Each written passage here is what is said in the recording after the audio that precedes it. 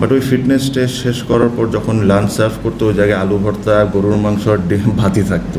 So যদি আপনি actually ফিটনেসকে নিয়ে এত কনসার্ন বা ফিটনেসের আপনি একটা ক্রাইটেরিয়া সেট করতে চান, সো আপনি তো সব দিকটা অ্যাটলিস্ট ট্রাই করতে হবে কভার করার জন্য। সো এবার আমরা আমাদের বিসিবির তরফ থেকে প্রত্যেকটা টিমকে লাঞ্চেও প্রোভাইড করছি।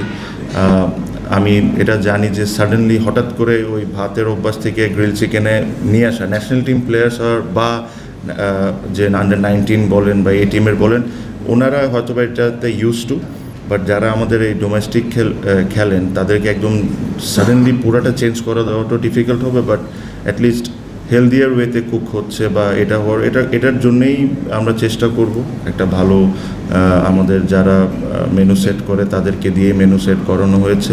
তো আশা করি the quality of the food will be also much better this time because we are going to serve